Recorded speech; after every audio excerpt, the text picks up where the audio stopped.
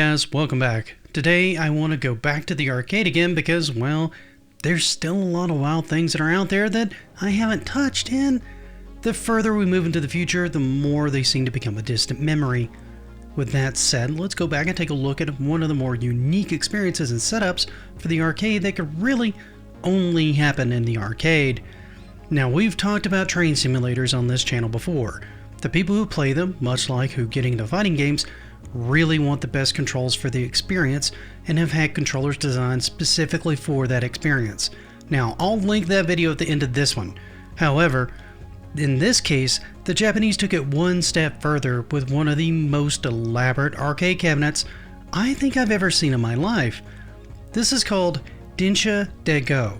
So, if you have a moment, grab a snack and a chair as we dig into this thing and see how it functioned and what makes it such a unique experience.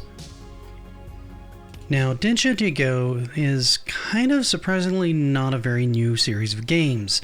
You see, these games have been around since around 1996 on, well, almost every console you can think of, from the original PlayStation all the way to the PlayStation 4, along with the WonderSwan.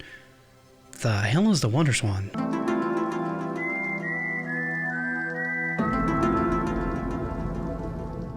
Okay, I'm gonna have to look into that later. Even the Game Boy Color and the Nintendo DS. Heck, it even had a Switch release. The gameplay is, well, it's a train simulator. You run train routes based on real services in Japan. You're tasked with adhering to the timetable, stopping at various different stations with set spacing, at scheduled arrival times, etc. You need to adhere to the speed limits and other posted signage, sound warnings for work parties along the track, and pretty much everything a normal conductor would have to do on a train. Now, this started off actually as a simple sit-down arcade cabinet with, well, a fairly intimidating control layout in front of the player and a single screen that would show you the track. Despite its appearance, however, the game was reportedly pretty easy to pick up and learn, at least to get moving, with the challenge being keeping on time, dealing with the precision stopping so that you could score. You'd also have your gas on the floor to start moving, which is simple enough, a lever to apply the brake. Got it. Wait. Is this seat vibrating? Okay, now this is cool. Yep, that's right. The cabinet actually has some dual shock, or force feedback if you will, built into it to vibrate a little as you moved. This gave a higher amount of immersion and would thump more violently on rougher parts of the track, and honestly, I can't think of a better use for this kind of feature than this, more than even dual shock to keep you immersed in what's going on in the game.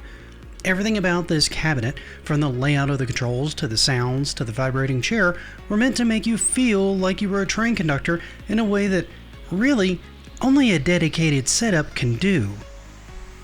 This complexity in the arcade cabinet didn't really stop the game from being ported over to multiple consoles over the years as mentioned above, with many of them getting dedicated controllers designed for them just like this one here for the Switch.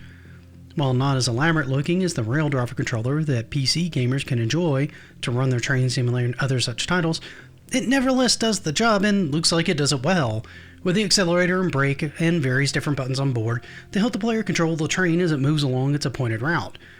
None of this though, including the first cabinet described above, can top what Square Enix would do with the IP after acquiring Taito in 2005. You see, in 2017, to celebrate the 20th anniversary of the series, Square Enix went all out on a massive Cat 4 screen cabinet that had its own enclosure. This thing used 3 screens to show the action, 2 on the side just to show the scene and a front one to show what was going on the track. Now, it also had another display to show the dashboard of the actual train to the player. On top of this, they set up all the controls of a real train. Heck, even the cabinet is set up to look like the front train car. How cool is that? I couldn't, however, find anything that said if the seat still did the force feedback like the original did. Hopefully that made it into the list of things that got added in as well. That's, however, enough of me geeking out over a train conductor game. Now I'd like to hear from you guys. Did any of you ever play any of the games in the series? Did any of you ever have a chance to play one or more of these cabinets? Do any of you own any of these cabinets, and if so, how fun are they? Let me know in the comments. While you're there, if you don't mind, please leave this video a like. And if you happen to see more of my content you like, possibly some of the stuff on the screen, which may or may not include Rail Driver video, hint hint, nudge nudge, consider following the channel. That helps me out a ton. Till we meet again though, have a great rest of your day, and happy gaming.